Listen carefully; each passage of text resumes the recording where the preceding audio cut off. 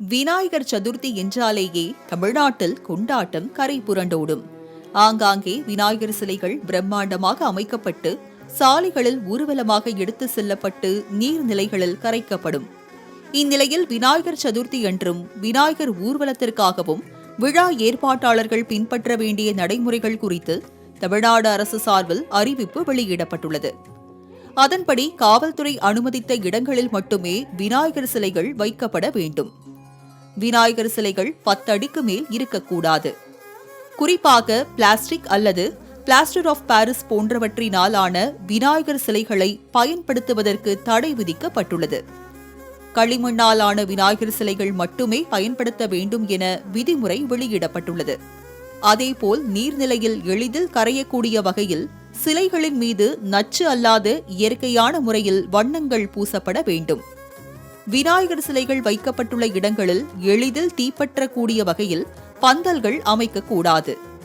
பட்டாசு போன்றவை பயன்படுத்தும் பட்சத்தில் அங்கு தீயணைப்பு உபகரணங்கள் கட்டாயம் வைக்கப்பட வேண்டும். ஒருவேளை விபத்து ஏற்பட்டால் அவர்களுக்கு முதலுதவி சிகிச்சைகள் அளிக்கும் வகையில் முதலுதவி சிகிச்சை பெட்டிகள் தயார் நிலையில் வைக்கப்பட வேண்டும். விநாயகர் சதுர்த்தி அன்று ஒலிபெருக்கிகள் பயன்படுத்தினால் அரசு நிர்ணயம் செய்த சத்தத்தின் அளவுக்கு மேல் பாடல்களை ஒலிபரப்பக் கூடாது. பிற மத வழிபாட்டு தலங்களின் அருகிலேயோ வழிபாட்டு தலங்களை நோக்கியோ பிரச்சினைகளை எழுப்பும் வகையில் ஒலிபெருக்கி வைக்க கூடாது. விநாயகர் சதுர்த்தி விழா நடக்கும் இடங்களில் அரசியல் கட்சி விளம்பரங்கள், சாதி சம்பந்தமான பேனர்களோ அடையாளமோ எதுவும் வைப்பதற்கு அனுமதி இல்லை. விழாவை முன்னின்று நடத்தும் குழுவினர் 24 மணி நேரமும் விநாயகர் சிலை நடக்கும் இடங்களில் கண்காணிப்பில் ஈடுபட வேண்டும். விழா முடிந்தவுடன் அரசு அனுமதித்த நாட்களில் ஊர்வலமாக எடுத்து செல்லப்பட்டு கடல், ஆறு உள்ளிட்ட நீர்நிலைகளில் கரைக்க வேண்டும்.